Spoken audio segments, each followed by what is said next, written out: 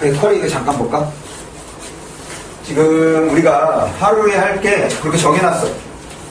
쿼리를 보시면 비문학 지문 2개, 시 한 지문, 소설 한 지문, 이렇게 하루에 4개의 그 지문 파트를 보게 될 건데, 여기 있는 게 쉽지가 않습니다. 그러니까 교재에다가 해놓은 거는 조금 생각이 필요하고, 그 다음에 연습이 필요한 거를 집어넣은 거야. 그렇게 해서 이렇게 한 주차당 4개의 지문씩 해결이 될 거다라고 생각해 주시면 되겠고, 그 다음에 6쪽을 보시면 차례가 나오지. 이 차례에서 지금 부록, 사고력 개발이라고 되어 있는 거 한번 봐봐.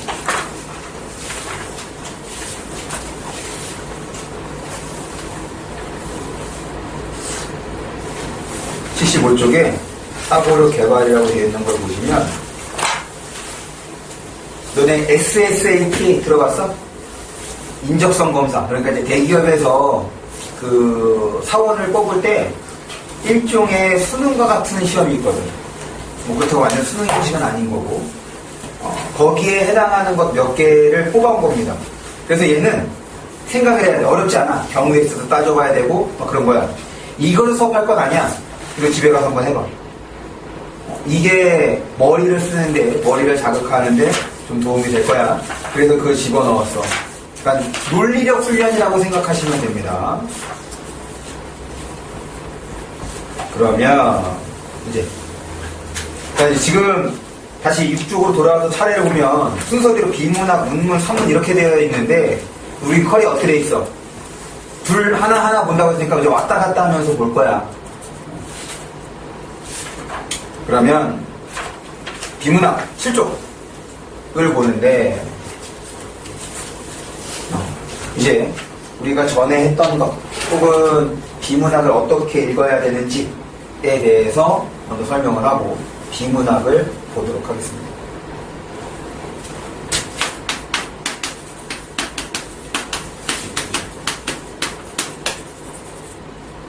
독해일반론이라고 해서 지금 한 4가지 단계를 거쳐서 우리가 이제 글을 읽을 건데, 얘는 비문학에만, 독서지문에만 해당되는 것이 아니야. 일반론이기 때문에 시와 소설에도 똑같이 적용이 되는 겁니다. 여러분들이 집에 가서 하셔야 할 건 바로 얘를 자꾸 생각하는 거야. 무슨 말이냐? 아까 전에 이제 과제 있었지? 과제 하기 전에 지금 내가 설명해준 이 방법을 먼저 떠올려야 돼. 좀 바람이 좀, 그렇지? 이따가 큐면 다시 켜줄게. 다시 과제하는 요령입니다.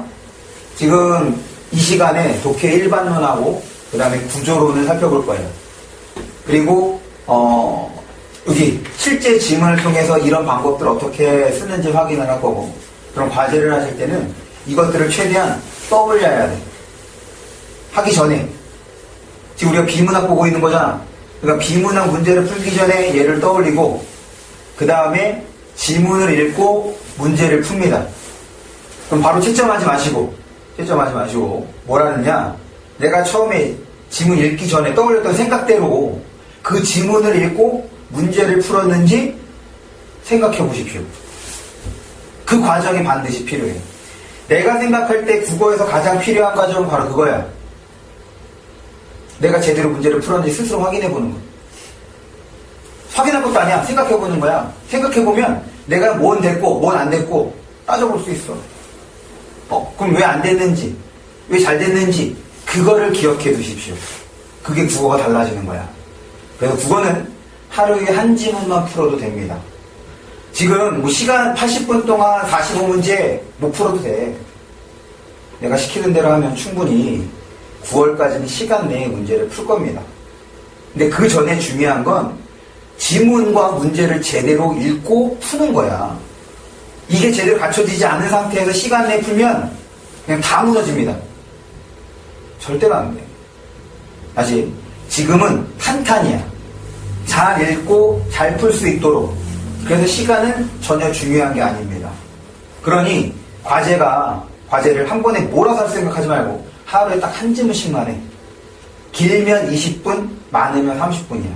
그 정도 시간이면 충분합니다. 문제를 맞고 틀리는 건 중요한 게 아니야. 읽고 난 다음에 내가 그렇게 읽었는지 그럴 때 자기의 그렇게 읽은 것 같아. 그럼 되는 거라고. 그게 좀 안 된 것 같아. 그러면 왜 안 되는지 한번 생각해 주시고 그거면 됩니다. 그거면 달라지는 거예요. 봅니다. 첫 번째. 우리 그래도 비문학습 같이 했는데 대답을 해야 돼. 해줘야 돼. 그래야지 내 면이 살 수 있을 것 같아. 알겠지? 지금 카메라에도 나오고 있잖아. 카메라에 내가 나오고 있으니 내 면이 살려면 대답을 잘해줘야 돼. 물론 병갑이는 모르지. 같이 비문학습을 안 했으니까.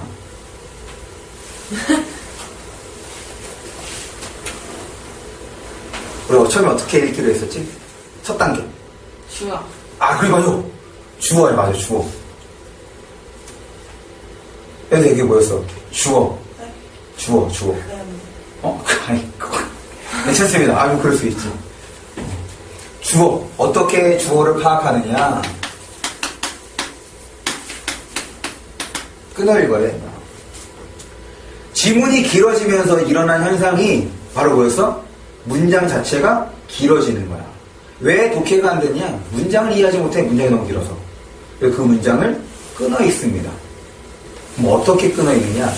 우리가 이제 문법도 했으니까, 학교에서 문법을 배웠으니까, 문장의 유형, 문장의 짜임을 보면 어떻게 돼 있어? 혼문장, 격문장, 이렇게 돼 있는 거지. 격문장인 거야. 문장이 길다는 얘기는 그 형태가 두 가지잖아.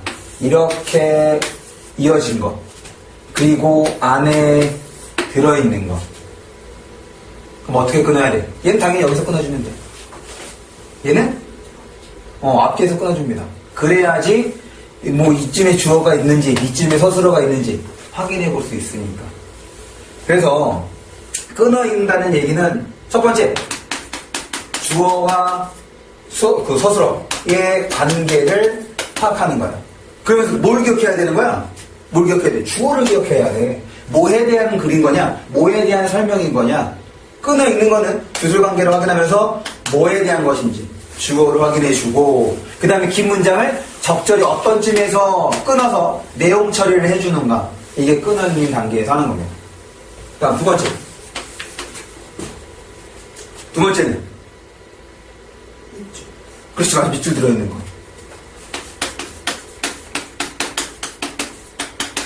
표시하며 읽기.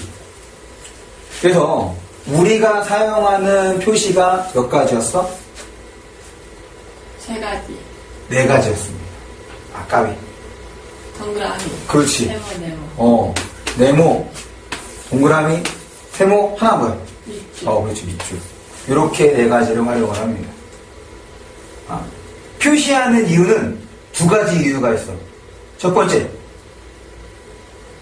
병가봐. 바로 읽으면서 표시가 가능해. 그러니까 내가 예를 들어서 한 장 넘겨볼게. 선거 기간 동안 여론조사 결과의 공표를 금지하는 거 이렇게 쭉 이어져 있는데 내 읽으면서 동시에 표시할 수 있어, 없어? 왜 표시할 수 없을까? 뭐가 중요한지 몰라. 뭐에 대한 것인지도 모른다고. 왜? 문장을 끝까지 읽어야 무엇에 대한 것인지 어떤 게 중요한지 생각할 수 있는 거잖아. 읽으면서 어떻게 알아? 몰라. 읽고 난 다음에 아는 겁니다. 그럼 첫 번째, 읽고 난 다음에 아는 거야. 그럼 표시하려면 다시 어떻게 해야 돼? 한 번 문장을 읽었어. 그래서 이제 표시할 거란 말이야. 그럼 다시 어떻게 돼? 다시 또 읽게 된다고. 이제 읽었으니까 뭐가 중요한지 생각을 해서 이제 표시할 거란 말이야. 한 번 더 읽게 되지. 그럼 중요한 건 머릿속에 좀 더 기억될 수 있습니다. 그다음 두 번째, 이건 꼭 기억해둬. 글의 모든 정보는, 글에 나타난 모든 정보는 다 기억할 수 있어, 없어? 없어요. 기억할 수 없어. 그럼 어떤 정보를 기억할 거야? 중요한 거, 핵심 정보를 기억해야지. 그런데 문제가, 우리 문제에서 핵심 정보만으로 문제를 내니? 아니지. 세부적인 정보, 덜 중요한 정보를 활용해서 문제를 낸단 말이야. 그럼 그럴 때 어떻게 할 건데? 돌아가야지. 지문으로 돌아가야 된다고. 그 지문으로 돌아가는 그 필요한 정보를 탐색할 수 있는 시간을 얘가 줄여줄 수가 있습니다. 그래서 표시하면서 읽는데 여기서의 포인트는 생각해야 돼. 지금 이 기호 자체가 중요한 게 아니야. 예를 들어서 이 네모는 우리 어떤 경우에 네모치기로 했어? 목적어. 이 네모는 개념 혹은 대상에 네모를 치는 거야. 그럼 네모 치면서 뭐 해야 돼? 생각해야 돼. 무슨 생각? 아, 얘에 대해서 설명하겠구나. 아, 얘가 핵심 대상인가 보다. 이런 생각을 하는 거야. 그 다음 동그라미는 시대 그리고 사람 이름일 때 동그라미 치는 거야. 그런데 예를 들어서 1950년대 이렇게 나왔어. 그럼 50년대 자체가 중요해? 안 중요하지.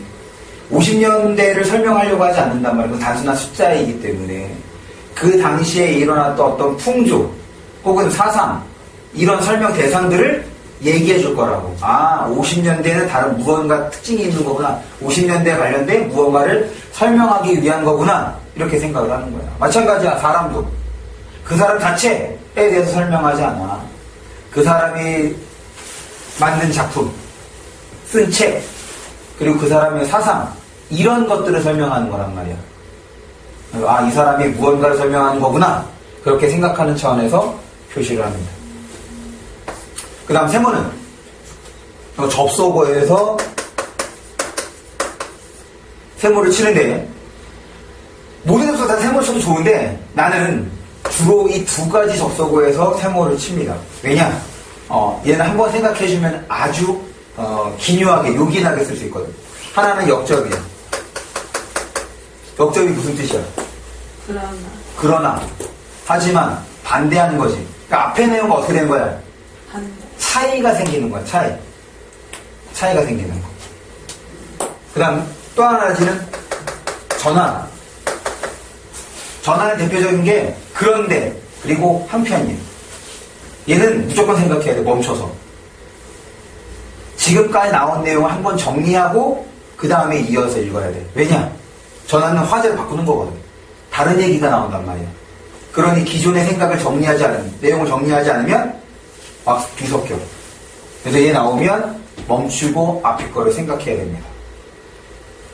그 다음 요 밑줄은 개념이나 대상 혹은 시대나 사람에 대한 구체적인 설명이나 특징이 되는 거지. 그러니까 바로 이런 게 이제 정보가 되는 거야. 지문이 길어진다. 그럼 당연히 정보량이 어떻게 되는 거야? 많아지는 거야. 그게 작년부터 그랬던 거 아니야. 아마 여러분들이 시험 볼 때는 조금 더 쉬워질 수도 있습니다. 내가 생각할 때 작년 수능 문제와 올해 수능 문제를 비교해보면 올해 수능 문제가 좀 더 쉬워. 일단 겉으로 봤을 때 지문의 길이가 작년 수능보다 짧습니다. 실제로 올해 6월과 9월이 그랬거든. 작년 6월과 9월에 지문이 길었어. 그랬더니 애들 성적이 막 개판이었단 말이야. 그러니 작년 수능에는 6월, 9월보다 지문을 좀 짧게 했어. 그런데도 아이들이 뭐 어렵다. 매스컴에도 뭐 끓는 물이다. 혹은 뭐 불수능이다. 이렇게 얘기가 나왔어. 그랬더니 올해 6월에 어떻게 나왔어? 지문을 훨씬 더 줄였습니다. 그런데 문제가 많이 어려웠거든. 문제가 어려운 건 간단해. 지문에 나온 그 표현을 그대로 사용하지 않는 거야. 그거를 바꾸거나 아니면 거기에 나오는 정보를 조합하는 거지. 그 본 거 같은데 지문으로 돌아가면 없어. 생각해야 되는 거지. 그런 게 나오니까 완전 와르르. 그래서 6월에 등급 1컷이 89점이었습니다. 그랬더니 9월에 어때? 더 쉽게 냈어. 그런데 애들은 어렵다고 했거든. 그러니까 아마 내년 6월, 물론 이것이 뭐 어디까지나 추정하는 거니까 지금보단 지문이 짧아질 수가 있어. 어쨌든 왜 이 얘기를 하느냐? 세 번째 때문에 그래. 끈을 읽고 그 다음에 표시하며 읽으면서 여기서 끝나는 것이 아니야.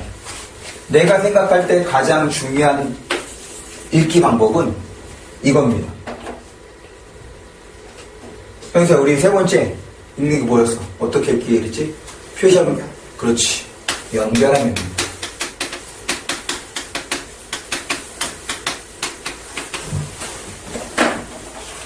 무슨 말이냐면, 이걸로 우리가 오해하는 건데, 우리 지금 국어 시간이잖아. 사회 시간도 아니고 과학 시간도 아니야. 기술 시간도 아니야. 바꿔 얘기하면 사회에 대한 기본적인 지식, 물론 이제 초등학교 6년, 중학교 3년을 나왔기 때문에 기본적인 건 있을 수 있지만 심화된 지식은 없을 수 있거든. 과학도 마찬가지고 기술도 마찬가지고. 국어는 배경 지식으로 지문을 읽고 문제를 푸는 것이 아니기 때문에. 그래서 이제 얘가 중요한 건데, 우리가 이제 국어라고 하면 이해라고 생각한단 말이야. 글의 내용을 파악하고 이해한다. 그러면 글을 이해하고 파악하는 게 도대체 뭐냐? 이렇게 생각을 해봐야지. 내가 생각할 때는 뭐냐면 정리야. 유점 정리라고. 그 대상에 대해서 우리 자세히 알 수 없다. 다만 글에서 나오는 내용만큼은 뭐 하는 거야? 분류하는 거야. 아, 여기서 나온 내용 얘, 여기서 나온 내용 얘. 그럴 때 점점 지문이 길어지면서 정보량이 많아진다고 했으니 그걸 어떻게 하느냐? 짝을 지어주는 겁니다. 그러면 정보량이 줄거든. 세 개를 하나를 묶어서 기억하는 거야. 그럼 세 개를 기억하는 것보다 훨씬 더 수월하게, 정확하게 기억할 수가 있다고. 그럴 때 필요한 게 연결함이 있는 겁니다. 그러면 표시한 것들 중에서 주로 어떤 것들을 연결하느냐? 얘를 연결하는 거야. 앞에 밑줄 친 것과. 그 다음 또 한 가지. 밑줄 칠 때 어떤 거에다가 밑줄 치느냐? 중요한 거 아니야. 어떤 게 뭐가 중요한지 어떻게 제대로 알 수 있겠어. 앞에서 나오지 않은 표현에다가 밑줄 치는 겁니다. 예를 들어서 첫 번째 문단에서 컴퓨터에 대해서, 컴퓨터의 구성 요소에 대해서 막 설명을 하고 있어. 두 번째 문단은 컴퓨터의 구성 요소에 대해서 설명하고 있는데, 이 앞에서 설명할 때는 A라고 설명을 했어. 그런데 뒤에서 설명할 때는 뭐 B도 나오고 C도 나와. 그럼 바로 B와 C에다가 밑줄을 치는 거야. 왜? 앞에 안 나왔으니까. 앞에 안 나왔으니까 어떤 정보가 돼? 새로운 정보가 되는 거거든. 다만 앞에 나오지 않았다는 걸 알기 위해서 또 뭐가 필요해? 내가 읽은 거에 대해서 핵심적인 것들은 조금 기억에 둬야 돼. 그래야지 두 번째 문단 읽을 때 이거 없었던 거지, 새로운 거네. 그러면서 얘가 유사한 개념인가? 혹은 다른 개념인가? 별개인가? 이렇게 정리할 수가 있는 거거든. 그래서 연결하면서 읽을 때 이제 우리가 활용하는 것이, 우리가 지난번에 독해할 때 코드. 주로 뭘 활용을 했어? 같은 거, 다른 거, 상하, 이런 것들을 활용을 했지. 그리고 이따가도 얘기를 하겠지만 또 어떤 것도 봐야 되느냐? 순서도 봐야 됩니다. 다시 여기로 한번 돌아볼게. 끈을 읽었을 때 긴 문장을 처리가 되는데 선택지에 자주 나오는 구성 문장의 유형들이 있거든. 어떤 유형이 제일 많이 나오냐면, 우리가 끈을 읽었을 때 파악할 수 있는 게 비교, 대조, 인과, 과정입니다. 이게 우리가 끈을 읽었을 때 이런 내용으로 되어 있네 라고 하면 선택지에 여지없이 나올 가능성이 높아. 그러면 우리 국어에서 비교는 뭘 말하는 거야? 국어에서 비교는 뭘 말하는 거지? 어떤 걸 비교한다고 해? 국어에서의 비교는 공통점을 제시하는 겁니다. 대조는 그렇지, 차이점을 제시하는 거야. 인과가 뭐야? 원인과. 그렇지, 원인과 결과야. 봐봐, 이거 공통점, 차이점 다 중요해. 인과에서는 뭐가 중요할까? 원인이 중요할까? 결과가 중요할까? 아니면 둘 다 중요할까? 둘 다 중요하지. 무슨 말인지 알겠어? 왜 그런 일이 벌어지는, 당연히 일이 벌어졌어. 그럼 원인도 당연히 기억을 해야 된다고. 근데 또 주의할 거, 순서. 인과는 순서가 분명한 거잖아. 원인이 먼저 일어난 거, 결과가 뒤에 있는 거니까. 과정도 마찬가지입니다. 그래서 여기서는 순서가 중요해요. 이게 함정 만들기 참 쉬운 거거든. 봐봐. 길이 비가 와서 젖었다. 이렇게 돼 있어? 본문에 이렇게 나왔어. 길이 젖은 것을 보니 비가 온 것이다. 이거 맞아 틀려? 맞아요. 틀린 거라고. 다시. 본문에는 길이 젖은 이유를 뭐로? 비가 와서라고 설명했단 말이야. 그런데 길이 젖은 걸 보니 비가 왔다라고 생각하는 건 틀렸다고. 왜? 비가 아니어도 길이 젖을 수 있는 게 여러 가지가 있을 수 있지. 무슨 말인지 알겠어? 항상 비가 온 것 때문에 젖는 게 아닌 거잖아. 국어에서는 이런 걸 요구하는 거란 말이야. 그러니 순서가 중요한 거야. 이런 것들이 이제 선택지 나오면 함정에 빠지기 쉬운 거라고. 마지막 단계입니다.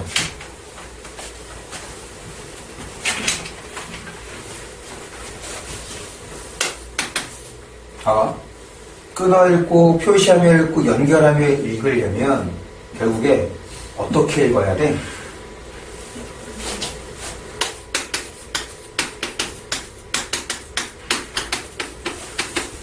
꼼꼼히 읽어야 돼. 꼼꼼히 읽는 거를 다른 말로 바꾸면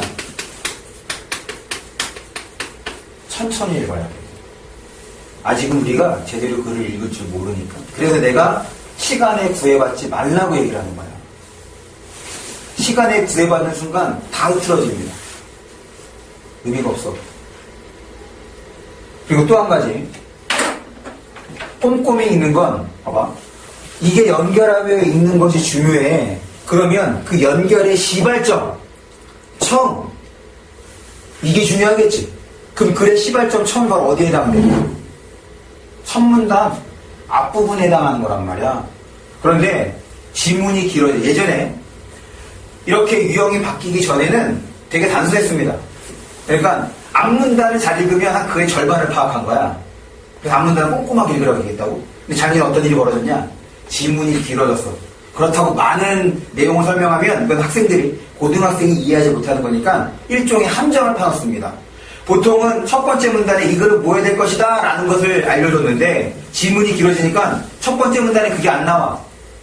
첫 번째 문단 걸로 잡아갔더니 세 번째 문단에서 다른 걸로 바뀌어.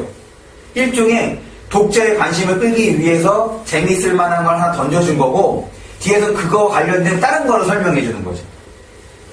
어쨌든 결국 꼼꼼히 읽는다는 얘기는 앞부분을 집중해서 읽는 거와 같은 거야. 그래야지 그 다음부터 연결이 되거든. 그래야 구조가 남습니다. 무슨 말인지 알겠어? 이걸 자꾸 어떻게 해야 돼? 너희들이 지문, 문제를 풀기 전에, 과제를 하기 전에 한번 생각해야 돼. 생각하고 풀고 그 다음 다시 내가 그렇게 읽었는지 또 생각해야 돼. 그래야지 익숙해져. 봐봐, 이거 별거 아니야. 이거 이미 우리가 이렇게 알고 있을 수도 있어. 그런데 내가 너희들에게 원하는 건 이거를 의식적으로 하자는 거야. 의식적으로 해야 이게 익숙해지면 어떻게 되는 거야? 무의식적으로 읽게 돼. 나는 이거 신경 안 쓰고도 읽어도 이렇게 된다고. 근데 너희들 그렇게 안 되잖아. 그러니까 자꾸 머릿속으로 생각을 해야지. 그러니까 이제 국어 공부 제대로 안 하려고 하는 거야. 그냥 문제만 풀고 만다고. 그럼 국어 공부가 아니야. 생각보다 국어 공부가 까다롭습니다. 자꾸 머리를 써야 되거든. 처음에는 괜찮은 것 같은데 이게 쉽지가 않아. 과학적으로도 그래. 머리 쓸 때가 가장 열량 소모가 커. 그 당분에 대한 소모가 커. 그래서 자꾸 공부할수록 자꾸 먹을 게 땡기는 거야. 그런데 이제 실제적으로 열량을 소모한 것이 아닌 거니까 어떻게 돼? 살이 찌게 되는 거지. 보통 내가 열심히 공부해서 그런 건 아닌 거. 됐어? 지금 요거 한번 정리합니다. 요거를 연습장에다가 적고 어디 앞에다가 거기 앞에다가 적어줘. 적고 난 다음에 집에 돌아가서 우리 과시하기 전에 얘 한번 읽으면서 내가 설명해줬던 어떻게 읽으라고 했었던 거지? 이걸 자꾸 생각해야 돼. 여러 지금 내가 물론 내가 막 뛰어난 강사는 아니지만 그래도 되게 유명한 강사의 그런 강의들을 보면 한편으로 좀 이런 생각도 들어. 굳이 이거를 해야 되나? 난 생각보다 군더더기가 많습니다. 야, 문학이나 비문학이나 똑같은 글이야.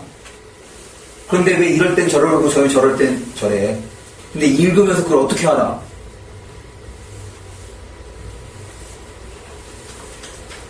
내가 잘합니다.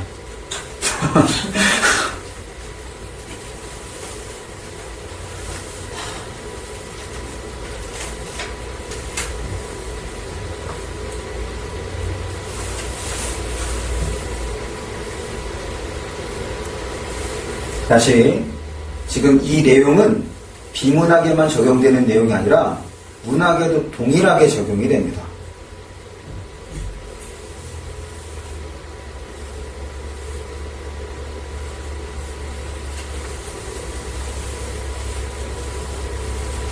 잘 읽는 방법은 생각보다 단순합니다.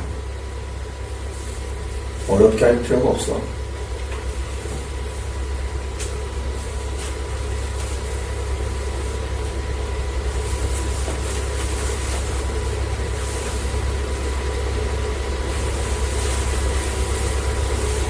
그리고 한 가지 더. 욕심내지 마십시오. 천천히 해야 돼. 국어는 그냥 꾸준하기만 하면 됩니다. 딱 내가 시키는 것만.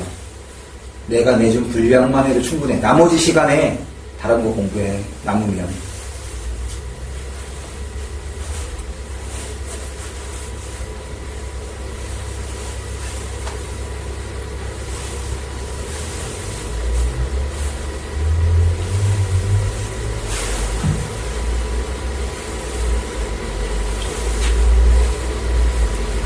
민경이 문과로 바꾼다고 했던 거지. 그럼 탐구 뭐 볼지 생각했어? 뭐 볼 거야? 한지랑 세지. 힘든 거 선택했네. 다혜랑 현서는? 한지 세지. 둘 다? 현서도? 동갑이 이과니까. 국어 잘하면 이과에도 많은 도움이 됩니다. 내가 올해 무슨 얘기 들었냐면, 너 재영이라고 알아? 들어봤어? 재영이가 나한테 물리 설명해달라고 그랬어. 나는 국어로 설명을 했는데 나한테 물리 설명해달라고 그랬어.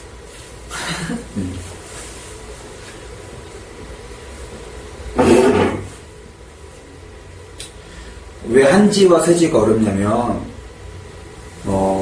얘는 사실 이해보다는 암기거든.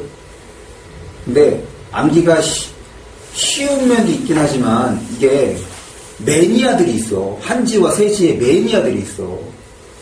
어떤 현상이 벌어지냐면 올해 그 세계상과 세계지리 이것처럼 한 문제 틀리면 3등급이 될 수 있단 말이야. 왜냐? 이게 외울량이 어마어마해서 생각보다 많은 사람들이 안 보거든. 그러니까 1, 2등급 받는 게 쉽지가 않아. 내가 올해 재수학원에서 어떤 애를 받는 줄 알아? 내가 얘기해 주셨지? 자판기. 얘기 안 했어? 그 한지를 보면 백지도가 있지? 이거를 나한테 갖고 온 거야. 그러더니 좀 점검 좀 해달래. 무슨 점검을? 아무데나 손가락으로 짚어달래. 그럼 이제 거기에서 얘기하겠다고. 진짜 자판기처럼 나와. 근데 이것도 문제가 애들이 그렇게 다 외우니까 전에는 남한 지도를 이렇게 다 보여줬거든? 그래서 이 지도 형태 보고 대충 어딘지 알아서 했단 말이야. 애들이 다 맞히니 얘를 쪼갰어. 충청도, 그 다음에 전라도, 경상도, 강원도. 그러니까 그것만 보여줘. 강원도만 보여주고, 전라도만 보여주고, 충청도만 보여줘. 거기다 대놓고 가에 들어갈 거 기억에 해당하는 거 고르래. 무슨 짓이야, 이게. 맞지? 그렇게 나와. 이거 정말, 그러니까, 너 뭐냐? 너 나중에 문화해설사 이런 거 하려고 그러냐? 이렇게 나온다, 보면.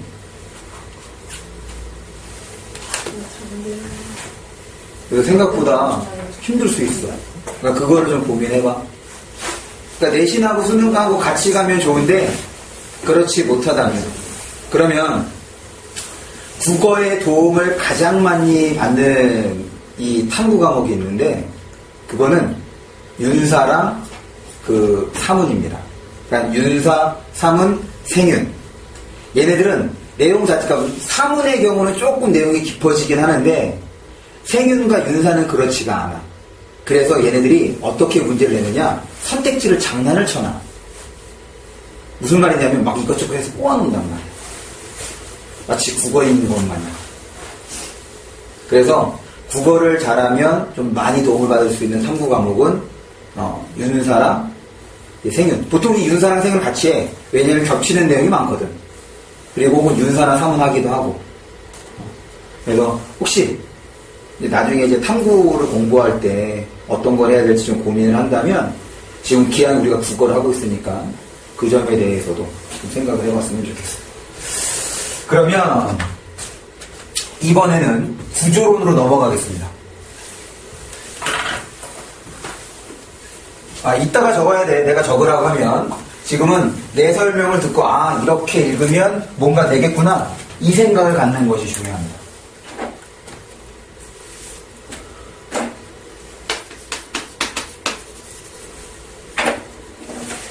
우리가 이제 비문학에서 보는 제재가 크게 5가지야. 인문, 사회, 과학, 기술, 예술. 그런데 최근에는 이제 어떤 얘기까지 벌어졌느냐? 융합이 됩니다. 그러니까 처음에는 인문으로 시작했는데 본격적인 내용은 과학이고 기술이고, 예술로 시작했는데 뭐 사회고, 이런 식으로 융합 지문이 나오게 돼. 그러면 이제 지문이 길어지게 되는 거지. 그러면서 이제 몇몇 강사들은 그래. 이런 글은 이렇게 읽고, 저런 글은 저렇게 읽고, 요런 글은 이렇게 읽고, 이렇게 알려준단 말이야. 일종의 그 문학 작품 감상하는 것처럼 틀을 알려주는 거야. 생각해봐. 너네가 읽기도 전에 얘를 어떤 틀에 맞춰서 읽을지 알아? 절대로 모릅니다. 처음에 설명을 들으면 그럴싸해. 그런데 아무리 생각해도 이거는 학생을 위한 게 아니야. 선생님이 설명하기 편한 거지. 글을 쭉 해서 보면 글은 딱 2개의 구조밖에 없어. 사실은 원래 3개 정도가 되는데,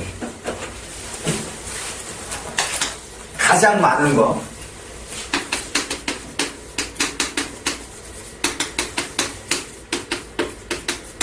설명 대상이 여럿인 것, 그 다음에 어려운 것,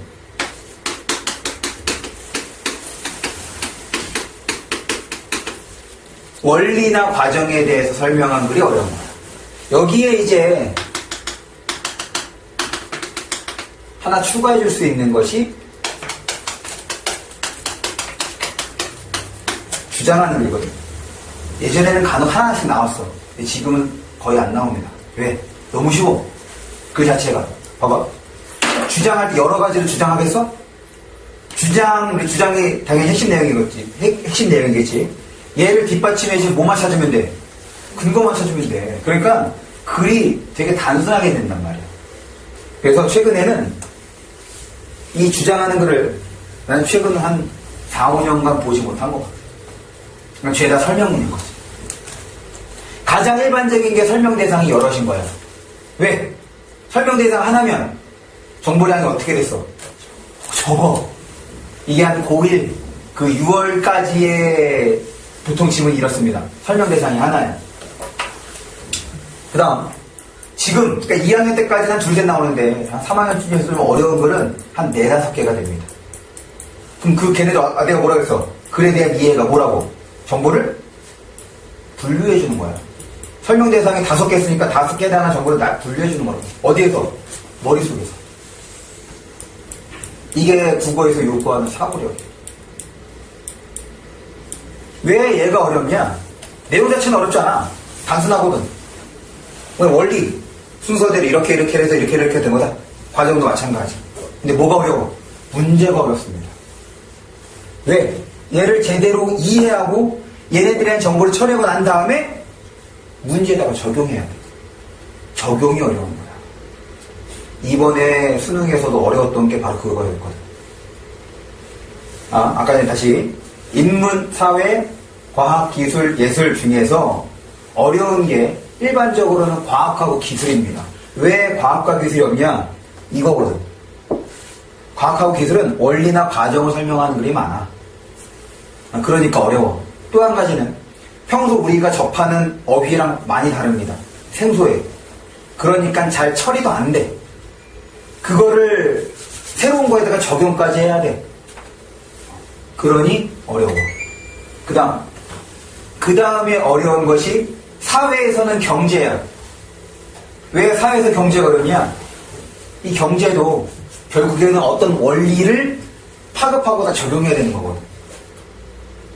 그래서 경제 지문이 어렵습니다. 그 다음 인문 지문. 인문 지문에서 어려운 건 하나밖에 없어. 논리. 이게 나오면 어려워. 나머지 지문은 어려운 게 아닌 거야. 그런데 어려운 지문이든 쉬운 지문이든 읽는 방법은 어떻다? 동일하다는 거야. 읽으면서 이렇게 바꾸는 거 안 된다고. 그냥 정말 잘 읽으면 돼. 어떻게 잘 읽으면 되느냐? 아까 내가 얘기했던 처음에 1반론 4가지를 최대한 적용해보고 문장을 이제 글을 다 읽고 난 다음에 생각을 해보는 거야. 여기서 보니까 얘는 결국에 얘를 설명하려는 거구나. 여기서의 핵심은 이 원리였네. 이 원리가 이제 다른 거에 적용이 될 수 있겠다. 이렇게 글을 다 읽고 난 다음에 어디에 해당하는지 한번 나눠주는 거야. 그래서 국어에서 필요한 게 여유야. 무슨 말이냐? 지문을 다 읽고 난 다음에 내가 지문 너희 보통 문제 풀 때 어때? 지문 다 읽었어. 바로 문제 풀지? 그러니까 머릿속에서 정리할 시간이 부족해. 읽긴 제대로 읽었는데 바로 문제를 푸니까 이게 뒤섞여 있단 말이야. 지문을 읽고 난 다음에는 한번 5초에서 10초간 생각을 하는 것이 필요합니다. 뭘 생각해? 구조가 어떻게 되는지 생각해보는 거야. 첫 번째 문단에 뭐 얘기했고, 그래서 얘는 설명 대상이 A, B, C가 되는 거구나. 얘는 지금 세 번째 문단에서 이 원리, 나머지 거는 그렇게 어려운 거 아닌데 이 원리가 조금 이런 식으로 읽고 난 다음에 생각하는 것이 필요해요. 그럴 때 설명 대상이 여럿이야. 여기에서 핵심적인 내용은 바로 공차가 됩니다. 뭐야? 공통점하고 차이점. 봐봐. 설명 대상이 여럿이야? 그럼 자연스럽게 뭐가 부각이 되겠어? 만약에 동일한 거라면 굳이 나눠서 설명할 필요가 없지. 다른 거기 때문에 나눠서 설명하는 거야. 그러니 당연히 뭐가 부각이 돼?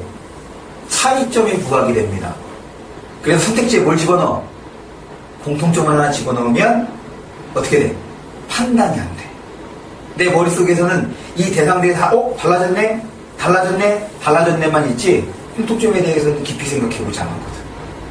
그러니까 그런 선택지가 나오면 한 번에 판단이 안 돼. 그 다음 원리나 과정. 아까 전에 뭐였어? 문장에서 원리나 과정에서 중요한 건 순서였지.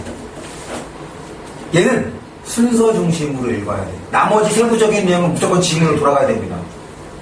다시 여기서의 정보량은 진짜 생각보다 상당해. 다 기억할 수가 없다고. 얘는 원래 시간이 많이 걸리는 지문과 문제야. 빨리 읽고 빨리 문제를 풀려고 해서는 안 된다고. 그런데 시간에 연연하면 그런 생각이 전혀 없어. 그러니까 분명 자기는 읽었는데 못 푼다. 자꾸 틀린다. 이렇게 되는 거지. 이게 글의 구조가 전부입니다. 이게 조합이 되는 거야. 어떤 거에는 원리가 2개가 나와. 어떤 거에는 설명 대상 하나 중에 과정이 들어있어.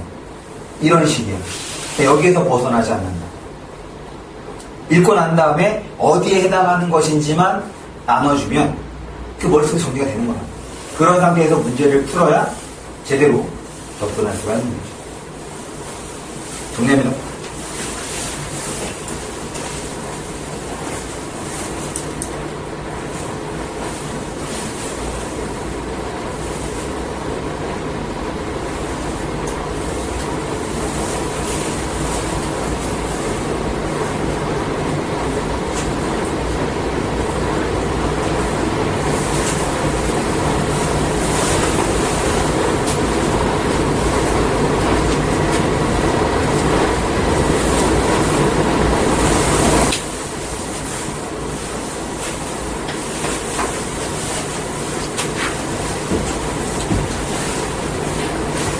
오늘하고 다음 주는 좀 지문을 천천히 읽을 겁니다. 그러니까 생각보다 좀 자세히 한번 나눠볼 거야. 그렇게 해서 실제로 너희들이 과제를 할 때도 이 정도 수준으로 좀 봐야 되는 거구나 라는 걸 좀 보여줄 테니까.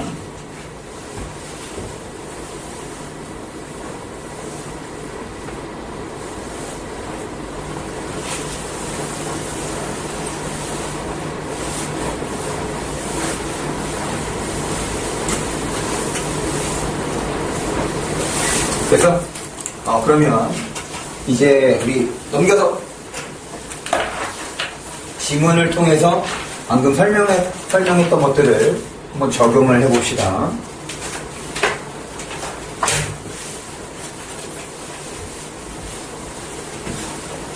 1장 비인문학 봅니다. 이거 봐. 같이 봐, 같이. 지금은 내가 하는 걸 봐야 돼. 내가 지금 교재 보지 말고 같이 칠판을 보면서 일부러 그래서 글씨로 보이지? 선거 기간 동안 여론조사 결과의 공표를 금지하는 것이 사회적 쟁점이 되고 있다. 그럼 이제 주술관계를 확인해 보라고 했던 거잖아. 그리고 여기에서의 서술어가 뭐야? 되고 있다. 그런데 이렇게 하면 부족하지? 어디까지 해줘야 될까? 쟁점이 되고 있다. 또 부족하지? 어디까지? 그렇지. 사회적 쟁점이 되고 있다. 를 일종의 서술부라고 보면. 그럼 뭐가 사회적 쟁점이 되고 있다는 거야? 여론조사 결과의 공표를 금지하는 것. 윗줄을 칠 때는 절대로 문장 단위로 쳐서는 안 됩니다. 나중에는 다 줄밖에 없어. 밑줄은 다 핵심 어구를 중심으로 쳐야 돼. 일부러 그냥 붙였을 수 있는 건데 여기 구분을 한 거야. 너희들 머릿속에서 이렇게 따로 처리가 되어야 한다는 거 보여줄 거야. 계속 변환해 볼까? 기본적으로 공표가 무슨 뜻이냐? 공표가 무슨 뜻이야? 쉬운 말로 다른 바꿔봐. 공표가 뭐야? 그렇지, 공개하는 거. 쉽게. 일단 이거를 뭔지를 이해해야지. 그러면 공개하는 것을 금지하는 거래. 이렇게 되는 거지. 쟁점이 또한 무슨 뜻이야? 쟁점이 무슨 뜻이야? 쟁점.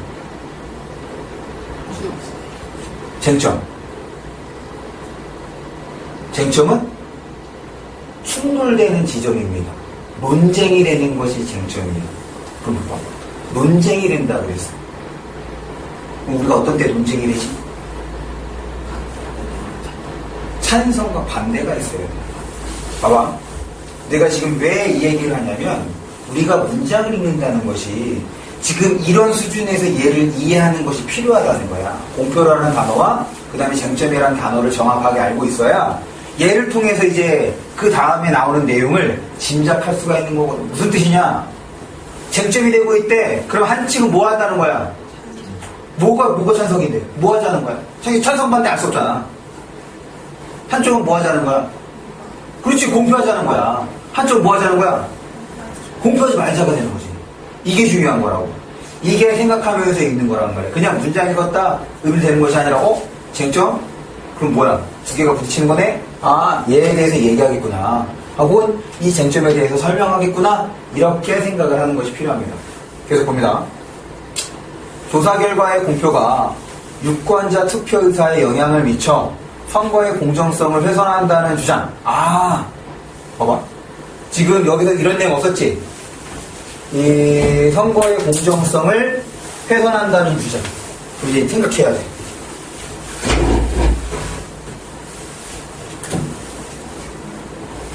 봐. 그럼 훼손한데 뭐가 훼손한데? 뭐가 훼손한데? 뭐가 뭐를 훼손하는데? 그렇지, 공표가 지금 훼손한다는 거지. 그러면 이 주장은 공표를 어떻게 하겠어? 공표를 어떻게 하겠어? 하지 말자가 돼야 될 거 아니야. 야, 선거의 공정성 훼손되면 돼, 안 돼? 안 되는 거잖아. 그러니까 지금 얘는 뭐야? 공표를 금지하자. 지금 이렇게 생각을 해야 된다. 계속. 공표금지가 선거정보에 대한 언론의 접근을 제한하여 알 권리를 침해한다. 결국 이 두 개가 바로 뭐가 되는 거야? 그렇지. 이렇게 해서. 아이고, 이렇게 하면 안 되지? 빨간 건 앞으로 다른 거를 연결할 때 쓸 거고, 노란 거는 같은 거를 연결할 때 쓸 겁니다. 사회적 쟁점이 되는 것이 이 부분이 되는 거고, 그럴 때 이 두 개가 서로 이제 반대가 되는 거지. 됐어? 그러면서, 그럼 얘는 선거의 공정성을 훼손한다는 주장은 지금 처음에 문장 얘기했던 거 바꿔야지. 뭐로 바꿀 수 있어? 공표 금지야? 공표야? 그렇지. 얘는 공표 금지가 되는 거고, 얘는 그렇지. 공표가 되는 얘기인 거지. 그럼 끝났네. 첫 번째 문단. 지금 문단이 4개밖에 안 돼. 그러면 이제 뭘 설명하겠어? 얘네들의 주장에 대해서 설명을 하는 거지. 왜 그렇게 해서 금지하고, 왜 그렇게 해서. 하나는 영향을 미친다고 했으니까. 또 하나는 뭐 언론 접근을 제한한다고 했으니까. 그거에 대한 근거를 제시하겠죠. 그래서 첫 번째 문단을 통해서 뭘 생각하느냐. 여기에서는 이 주장에 대한 근거들 확인하면 되겠네. 라를 그런 거를 생각해주면 됩니다. 그리고 이제 한 문단씩 읽을 때마다 뭐 하시냐면, 그러니까 나중에 익숙해지면 안 그래도 되는데 굳이 지금 아직 익숙하지 않은 상태인 거니까 문단을 읽고 난 다음에 이 문단에 나오는 내용을 정리하십시오. 간단하게. 이걸 누굴 보여줄 것도 아니야. 문장으로 안 써도 되고 그냥 여기 있는 단어 2-3개를 나열해주면 됩니다. 아니 6개 이내로. 뭐에 대해서 나는 그냥 얘를 여론조사 결과 공표에 대한 쟁점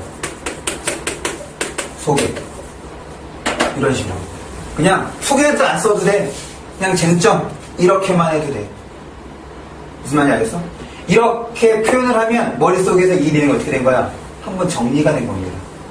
한 번 더 생각한 거잖아. 그럼 오래 기억에 남아. 됐어? 지금 표시합니다.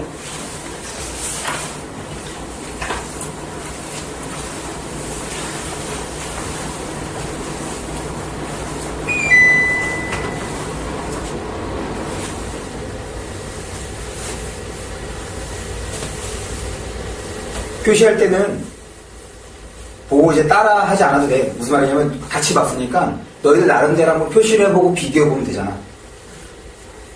그게 좋습니다. 그러니까 국어는 지속적으로 생각하는 것이 필요해. 수용하는 것이 아니라.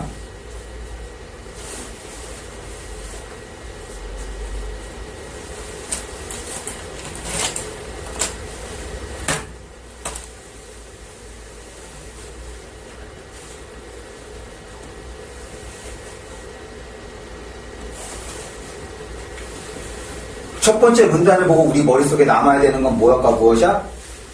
공표에 대한 금지와 공표를 하자는 입장, 이 2개가 머릿속에 남아야 되는 겁니다. 그럼 그 2번째 문단부터의 내용은 이 둘 중에 하나로 뭐 해주면 돼? 연결, 정리, 처리 이렇게 해주면 되는 거야. 됐어?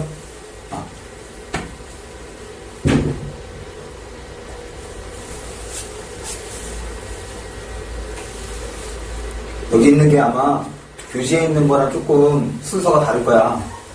이게 글자 크기를 키우다 보니까 지금 거기에 맞추면 글자 크기가 많이 작아지고 그래서 한번 너희들이 이거 보면서 밑줄 보고 그러고 난 다음에 비교해보라고 한 거야. 넘어갑니다. 2번째 문장.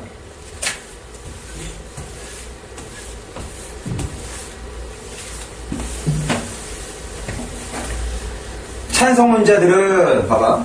지금 뭐에 대한 찬성인지 모르지? 지금 앞에서는 그냥 공표 금지, 그 다음에 공표하자 이런 얘기밖에 없었으니까 뭐가 찬성인지는 몰라. 그럼 지금 얘네들은 둘 중에 하나로 연결이 돼야 돼. 일단 찬성론자들은 그 다음에 네모 치는 거 아까 전에 뭐라고 설명했어? 개념에다가 네모 친다고 했지? 하나 더 추가합니다. 은는이 굳는 대상은 무조건 네모를 치는 거야. 은근히 붙는 대상은 무조건 네모를 쳐서 그냥 이 문단은 이 대상에 대한 설명이구나 이렇게 생각을 하는 거. 찬성론자들은 먼저 밴드웨건 효과와 열세자 효과. 지금 이것도 앞에서 언급이 된 게 아닌 것이 밑줄 쳤어. 그리고 따옴표가 있어. 그럼 따옴표가 있다는 얘기는 그 글쓴이가 생각할 때 뭐 한 거야? 강조한 거잖아. 중요한 거라고. 그래서 따옴표가 된 것들은 일단 무조건 네모야. 그런데 여기다가 네모 치면 헷갈리겠지. 그럼 얘에 대해서 설명을 해줄 거라고. 그때 네모를 칩니다. 알겠어? 봅니다. 찬성론자들은 먼저 밴드웨건 효과와 열세자 효과 등의 이론을 내세워 여론조사 공표의 부정적인 영향을 부각시킨다. 부정적인 영향? 그럼 이 부정적인 영향은 첫 번째 문단에서 어떤 거와 연결이 될 수가 있는 거야? 부정적인 영향 첫 번째 어떤 거와 연결이 될 수 있어? 그 공표 금지가 뭐였어? 부정적인 영향? 왜 부정적인 영향? 그래서 왜 금지하자고 했던 거야? 첫 번째, 우리 밑줄도 쳤잖아. 그렇지, 공정성에서. 지금 이 부정적인 영향을 보고 첫 번째 문단에 뭐야? 공정성 해석과 연결이 돼야 돼. 그러니 여기서 찬성론자 입장 딱 나왔네. 이게 뭐 하자는 애들이야? 공표 뭐 하자는 거야? 그렇지. 여기까지 보고 난 다음에 찬성론자들은 공표 금지가 돼. 지금 이렇게 머릿속에서 정리가 돼야 돼. 그러면 이게 우리가 토론에서 볼 때 찬성론자들은 논제에 대해서 긍정하는 입장이지. 그러면 이거를 통해서 만약에 이거를 바탕으로 토론을 벌인다고 할 때 토론의 주제로 적절한 게 이제 뭐가 되는 거야? 지금 찬성론자들의 입장 확인했잖아. 주장 확인했잖아. 그럼 이제 논제가 뭐여야 돼? 입장을 그대로 드러내주는 것이 논제여야 되는 거지. 그럼 이제 논제는 뭐가 되는 거야? 공표 금지를 해야 한다. 이것이 이제 논제가 되는 거지. 됐어? 계속 봅니다. 밴드웨건 효과에 의하면 이번에 이제 밴드웨건에 대한 얘기인 거네. 이때 이제 여기다가 네모로 쳐주는 거야. 밴드웨건에 대한 설명이 나올 테니까. 선거일 전에 여론조사 결과가 공표되면 사표. 우리가 이제 문장도 읽고 문단도 읽는데 결국에는 그 문장과 문단을 제대로 이해하기 위해서는 앞에서 봤던 쟁점, 공표에서 확인했던 것처럼 기본적인 어휘들이 필요한 거지. 그러니까 너희들이 과제를 할 때 이것도 좀 돼야 돼. 그냥 지문을 읽고 문제를 푸는 거에서 그치지 말고 그 비문학 지문에 여기서 혹시 내가 제대로 모르는 단어들이 있는지 확인해 주는 것이 필요합니다. 점점 모의고사와 수능에서 예전처럼 한자 성어나 속담을 이용한 문제를 안 내고 있다고. 어휘 문제가 한자어를 이용한 문제를 내고 있지. 그러니까 이런 것들에 대해서 알아두면 좋습니다. 사표가 뭐야? 사표가 죽은 표지. 죽은 표가 뭘 의미하는 거냐면 그 당선과 관련이 있다는 거 없다는 거야. 당선과 관련이 없다는 거거든. 예를 들어서 사표가 이제 죽은 표야. 그러니까 표로서의 역할을 제대로 하지 못한다 이런 의미가 되는 건데 봅니다. 여론조사 결과가 공표되면 사표 방지 심리로 인해 표심이 지지도가 높은 후보 쪽으로 밴드효가 되면 표심이 지지도가 높은 후보 쪽으로 이동하게 된대. 그럼 이렇게 이동하게 된 이유가 뭐 때문인 거야? 뭐 때문인 거야? 그렇지. 이렇게 돼야지. 이것 때문에 이렇게 된다는 얘기인 거잖아. 됐어? 그럼 여기다가도 밑줄을 쳐야 되는 거라고. 봐봐. 밑줄을 칠 때 일단 끊어서 보게 되면 서술어에서 설명하고 있는 대상들을 확인해주고, 만약에 지금 여기처럼 인과응리가 나타나면 원인에 해당하는 것도 밑줄을 쳐야지. 됐습니까? 그 밴드웨건 효과는 어떻게 되는데? 표심이 지지도가 높은 후보 쪽으로 이동하는 것을 밴드 효과. 결국에는 뭐인 거야? 표가 제대로 작동하는 거야? 아니지. 지금 다 부정적인 영향에 해당하는 거잖아. 됐어? 이와 반대로 여기에 이제 세모 친 거지. 봐봐. 지금 처음에서 뭐 얘기했어? 밴드 회관하고 열세제 효과 얘기해줬지. 그럼 지금 뭐에 대한 설명을 했어? 밴드 회관 설명한 거잖아. 지금 이거 전체 한 문단이지. 이 한 문단은 다 뭐에 대한 설명인 거야? 찬성 문장. 찬성 문자가 뭐였어? 공표 금지지. 그럼 이거 반대로가 됐으니 뭐에 반대가 되는 거야? 밴드 외관의 반대. 밴드 외관 설명이 됐으니 이 반대로는? 그렇지, 열세제 효과. 아, 이제 열세제 효과가 나오겠구나? 라고 생각을 해야지. 그럼 이가 반대가 됐으니 그럼 일단 반대인 것이 이동 방향. 지지도가 높은 쪽으로 이동한대. 그럼 반대 방향은 뭐가 되는 거야? 그렇지, 지지도가 낮은 쪽으로. 볼까? 정말 그러지? 열세에 있는 후보자에 대한 동정심이 활동하여 표심이 그쪽으로, 그래서 열세에 있는 후보자에게 지금 표심이 이동한다는 얘기인 거지. 움직이고. 그럼 이건 뭐 때문인 거야? 동정심 발동이 되는 거지. 그래서 밴드 회관 효과와 열세제 효과는 반대가 되는 거야. 어떻게 내용이 반대가 되느냐? 섭외방지 심리와 얘가 그 다음에 이렇게가 반대가 되는 거지. 지금 내가 빨간색 분필과 그 다음에 노란색 분필을 활용하는 것들은 너희들의 시선이야. 무슨 말이냐면 얘를 보고 이렇게 한 번 더 생각해주고 얘를 보고 밑줄을 치면서 얘를 한 번 더 생각해주는 거. 그럼 봐봐. 한 번 읽었을 때 그 다음에 밑줄 치면서 두 번 연결까지 하면 몇 번이 돼? 3번. 그럼 기억에 남겠어 안 남겠어? 남습니다. 무슨 말이냐? 물론 시간은 조금 걸리지. 시간 내에 푸는 건 되게 단순해. 지문 한 번 읽고 문제 한 번에 처리해주면 끝이야.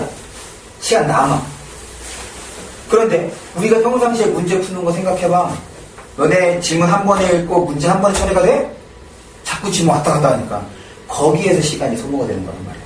차라리 처음부터 지문을 조금 시간이 길더라도 어떻게 해? 꼼꼼하게 천천히 읽는 것이 훨씬 더 효율적일 수 있다. 효율적이다. 그래야 정확성이 높아진다는 거야. 됐어? 그럼 여기에서 이제 뭐가 중요한 거야? 설명이가 이 문단 지금 이건 이제 끝나고 지문은 다 읽고 난 다음에 지금 생각을 해봐야 되는 건데 이 글의 구조가 결국에는 이거지. 찬성, 반대. 그렇지? 찬성에도 지금 두 가지잖아. 지금 효과지 두 가지 얘기했으니까 밴드 외관 그 다음에 열세자. 그런데 아까 뭐라고 얘기했어? 설명 대상 여럿이면 우리 머릿속에 뭐가 남는다고? 차이점만 남는다고. 물어볼게. 밴드 외관 효과와 열세자 효과의 공통점은 뭐야?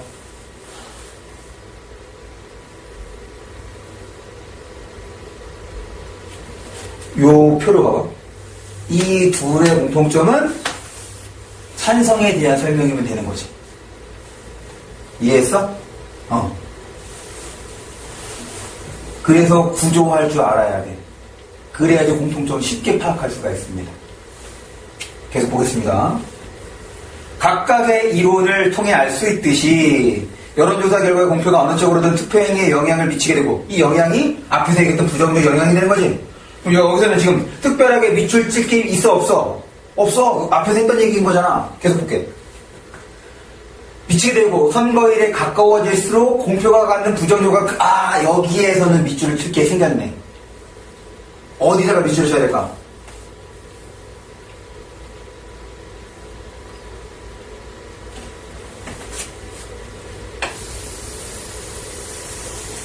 여기다가 밑줄 쳐야지. 지금 위에 그런 얘기가 있어 없어?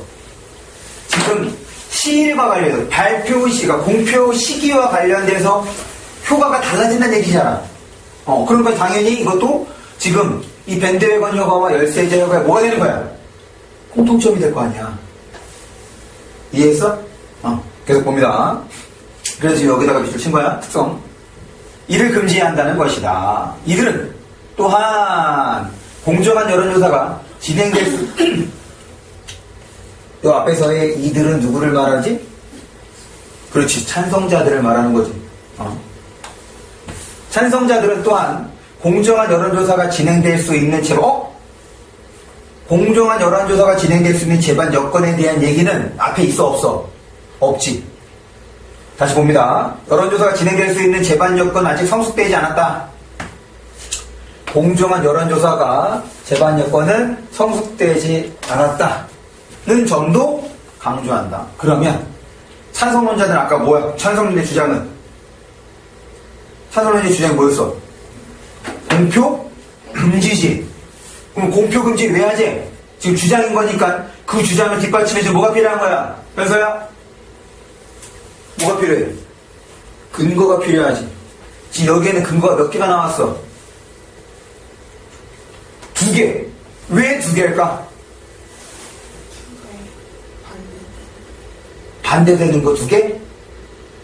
너 왜 2개라고 했어?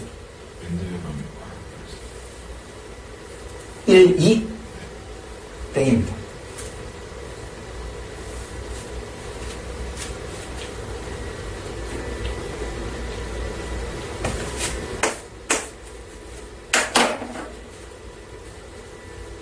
내가 왜 저기에다가 파란색 분필로 사선 2개를 그었는지 그 의도를 이해할 수 있겠어?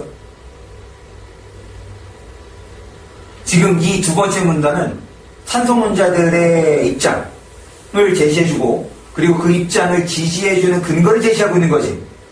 그런데 이 파란색 분필로 나눠진 부분에서 둘로 나눌 수 있거든. 왜? 지금 파란색 분필 다음부터 아까 전에 우리가 밑줄 표시한 거 그런 얘기가 위에 있었어 없었어? 없었단 말이야. 그러니까 밴드웨건과 열세자 효과가 이 2개가 하나의 근거야. 야, 지금 선거에 가까워질수록 공표하게 되면 이 2가지 때문에 어쨌든 어떤 영향을 미쳐? 부정적인 영향을 미쳐. 그러니까 공표하지 말자야. 그리고 야, 무슨 소리야? 니네 여론조사 제대로 할 수 있어? 그런 제대로 할 수 있는 여론조사의 제반 여건도 준비가 되지 않은 환경이 조성이 안 됐어. 그러니까 뭐하자? 공정한 여론조사가 될 수 없다는 얘기인 거잖아.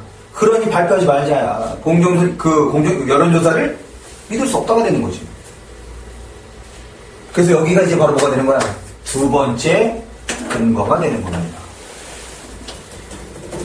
이해하겠어? 계속 봅니다. 그리고 금권, 관권, 이거 금권은 이제 돈, 관권은 관리가. 그러니까 왜 대통령이 선거 개입하면 안 되다? 그런 얘기 하는 거지?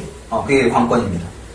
부정선거와 선거운동의 과열 경쟁으로 인한 폐해가 많았다는 것이 경험적으로도 확인되었다는 사실을 그 이유로 든다. 여기 있네. 또 뭐 있어? 부정선거와 그 다음에 선거운동의 과열 경쟁. 이것을 이제 좀 묶어서 세 번째 거를 처리해 줄 수 있겠네. 그래서 어떻게 될 수 있어? 이거는 애매하네. 이렇게 하나, 둘, 세 가지로 나눠볼 수 있겠습니다. 뭐에 대한 근거로? 공표 금지에 대한 근거로. 다시 지금 여기 보면서 2가지 확인해야 돼요. 여기 봐봐. 첫 번째, 밑줄을 어디에다 칠 것인가. 앞에 나오지 않은 대상에다가 밑줄을 쳤어. 그 다음에 연결한 것. 이건 앞에서 밑줄 낀 것과 좀 연결을 확인해 줬습니다. 그러면서 지금 노란색 분필과 빨간색 분필은 실제로 너희들이 그러니까 연습할 때는 이렇게 연결해 주는 것도 좋지만 나중에는 이렇게 쓰면 안 돼. 지문이 엄청나게 지저분해질 거거든. 다음부터는 이 붉은 선과 노란 선은 여러분들의 시선으로 처리가 돼야 됩니다. 혹은 머릿속에 이렇게 앞에서 나왔었지? 이렇게 돼야 돼. 그 다음에 여기서 내용 끊어진 거. 됐어? 정리합니다.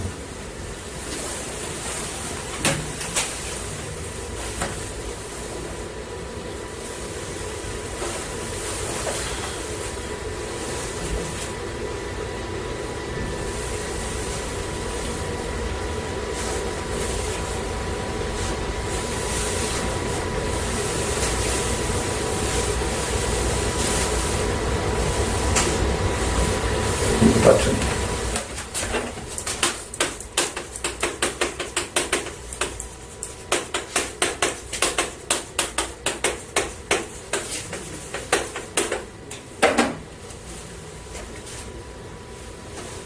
찬성론자들의 근거 세 가지.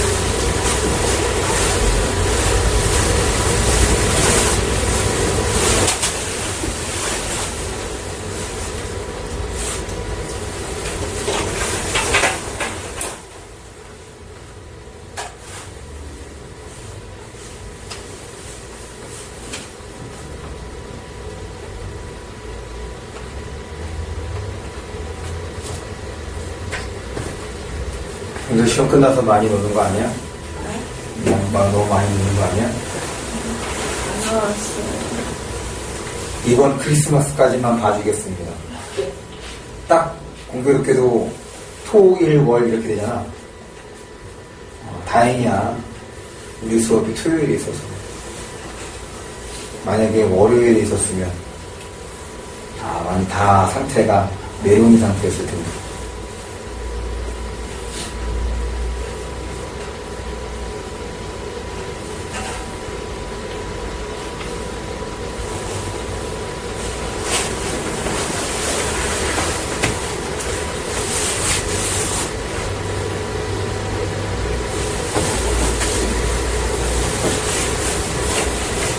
넘어갑니다, 이제.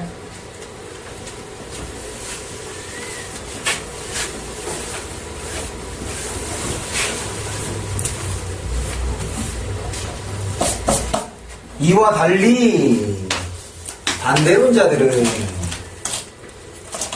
그럼 이제 뭐 나오겠어?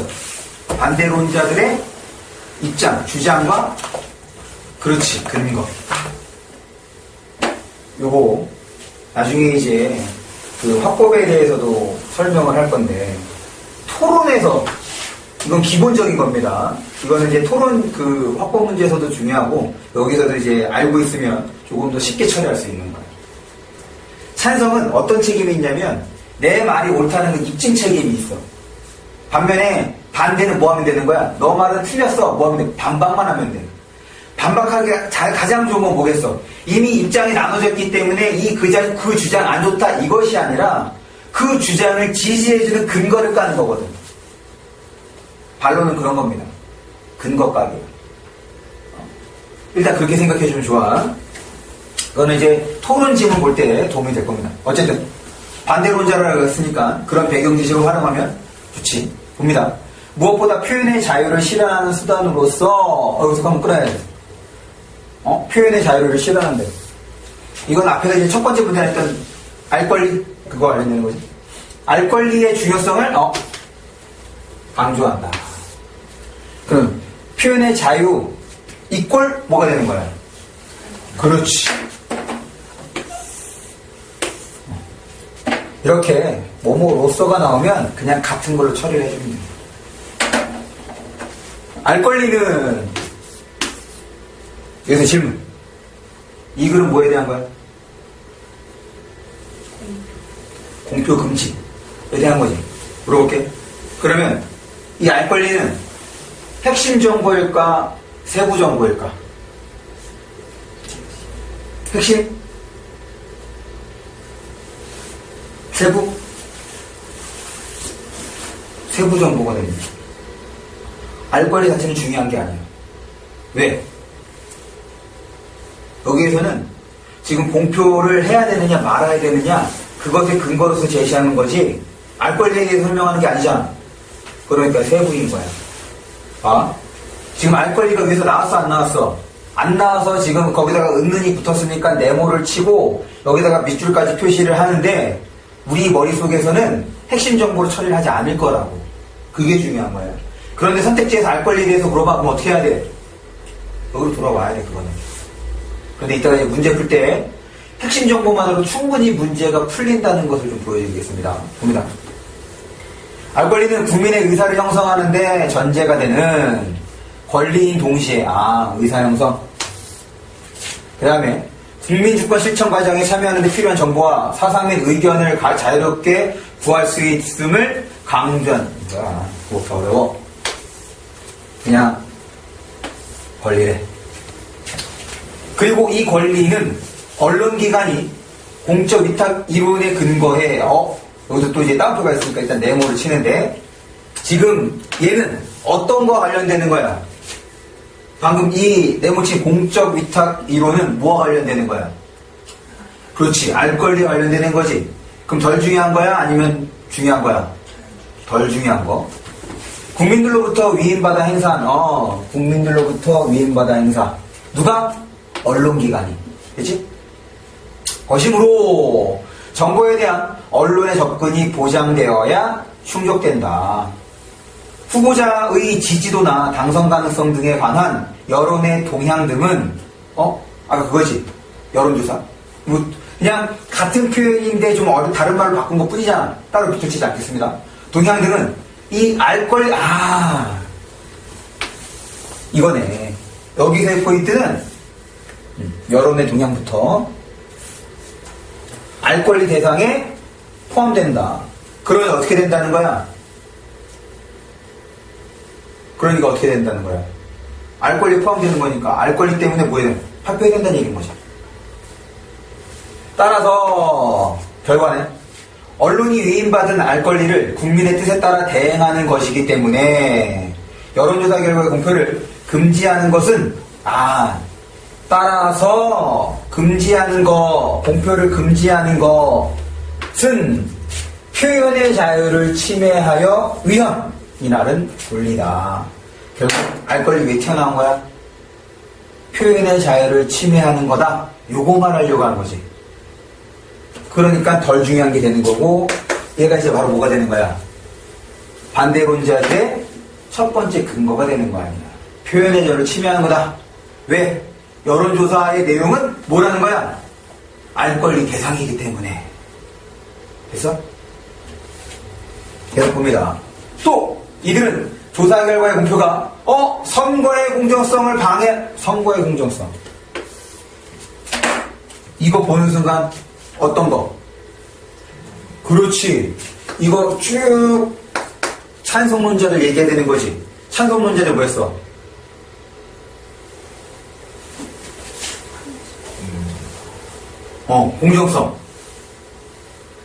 공정성을 방해한다 라고 얘기했던 거니까 그 공정성 방해가 어떤 거였어? 첫 번째 근거였지. 밴드웨건 그 다음에 열세 자유가가 부정적인 영향을 끼쳐서 공정성을 침해한다. 그렇지. 계속 봅니다. 분명한 증거가 그거와 이제 연결이 돼야 되는 거야. 한다는 분명한 증거가 분명한 증거가 제시되지 않고 있기 때문에 선거에 부정적인 영향을 미친다는 점이 확실하게 증명되지 않았음도 강조한다. 여기는 두 번째네. 두 번째는 뭐야? 첫 번째 근거 까는 거지. 됐어? 그래서 정리하면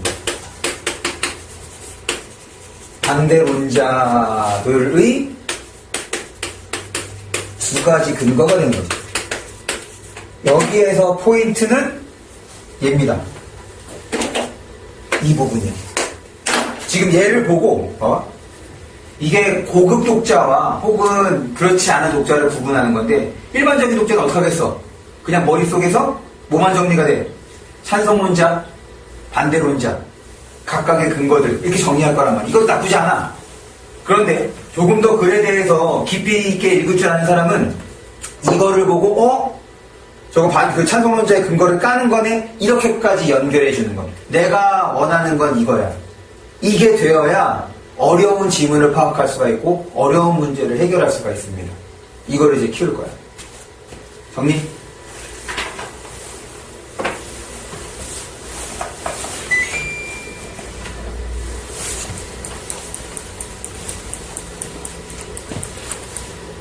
현서랑 다이는 다시 한번 봐야 돼. 요거 지문. 네.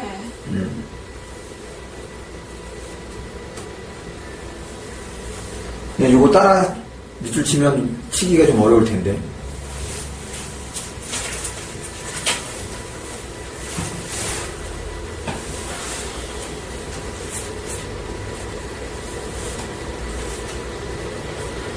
지금 이게 모의고사만 준비하는 게 아니야. 너네 아까 3학년 되면 이제 EBS 한다고 했잖아. 문학만 시험에 해당하지 않거든. 독서 지문도 나온단 말이야. 그런데 독서 지문이 어떻게 나오겠어? 문제가 절대로 똑같지 않습니다. 선생님이 변형해서 내지. 그럼 결국 어떻게 해야 돼? 다시 읽어야 돼, 지문을.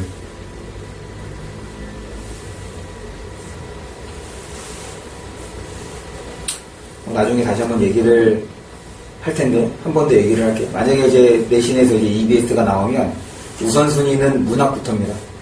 문학 먼저 풀어주시고, 비문학 EBS 지문은 나중에.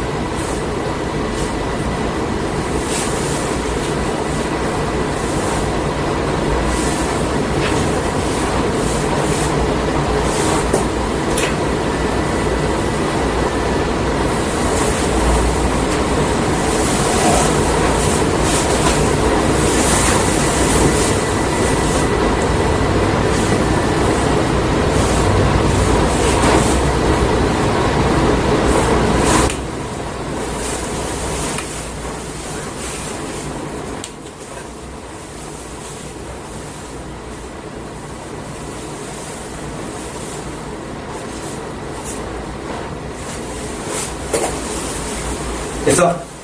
그러면 다음 마지막 문단.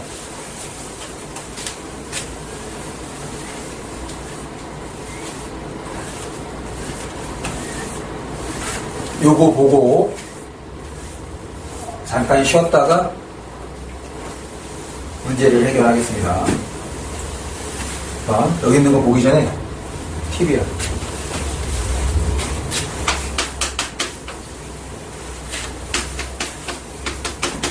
질문에 나오는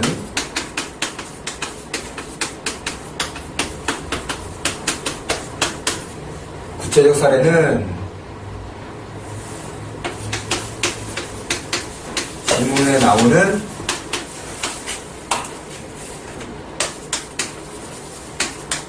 이론이나 원리를 적용할 것. 이게 연습입니다. 무슨 말이냐면 지금 마지막 문단 딱 봐봐. 우리나라 현행 선거법이야. 그럼 우리나라의 구체적 상황인 거지. 지금까지 나온 내용이 무엇이었어? 지금 공표에 대해서 찬성하는 것과 반대하는 거였잖아. 그럼 우리나라 선거법은 둘 중에 하나의 입장을 따를 수 있는 거지. 혹은 혼합될 수도 있는 거고. 그거를 위에서 읽은 내용을 여기다가 적용을 해줘야 돼. 지문에 나오는 구체적 사례는 이렇게 적용이 돼서 처리가 돼야 돼. 두 가지를 확인해 볼 수 있습니다. 첫 번째, 여기다가 적용할 수 있다는 자체가 내가 지문을 어떻게 읽었다는 거야. 잘 읽었다는 거지. 그렇지? 그러니까 적용이 될 거 아니야. 두 번째, 만약에 지금 여기다가 처리가 되는 방식으로 또 다른 상황을 주어질 수 있거든. 무슨 말인지 알겠어? 그럼 거기에 있는 상황에다가 지금 우리가 적용했던 것처럼 적용해주면 되는 거란 말이야. 그러니까 그런 문제를 대비할 수 있습니다. 추론하는, 그러니까 새로운 상황에다 적용하는 문제를. 그래서 지문에 구체적 사례가 나오는 것은 무조건 지문에서 설명하는 이론이나 원리를 적용하는데, 지금 여기 있는 것처럼 마지막에 나올 수도 있고 어디도 나올 수 있어. 맨 앞에도 나올 수도 있습니다. 구체적 사례를 딱 제시해주고 얘와 관련된 설명을 쭉 이어주는 거야. 뭐 상관없어. 그럴 때 다 읽고 난데 뭐 해야 돼? 위로 돌아가서 한번 적용해줘야 돼. 그것이 내용을 정리하는 것도 되고 문제를 대비하는 것도 됩니다. 그러니까 지문에 나오는 구체적 사례는 이런 식으로 활용을 하는 거야. 그런데 중요한 건 얘는 덜 중요한 정보야? 아니면 중요한 정보야? 중요한 거야? 덜 중요한 거야? 덜 중요한 거지. 왜? 지금 이걸 뭐에 대한 설명이야? 공표 금지에 대한 입장들 설명해 준 거지. 그거랑 우리나라 현행 선거법이 무슨 직접적인 관련이 있어. 그냥 덜 중요한 정보란 말이야. 그런데 뭐라고?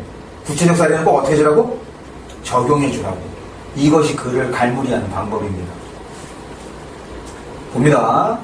우리나라 현행 선거법은 또 은는 붙었으니까 일단 네모를 쳐주시고, 선거일 전 6일부터 선거 당일까지 조사 결과의 발표를 금지하고, 발표를 금지하고 있대.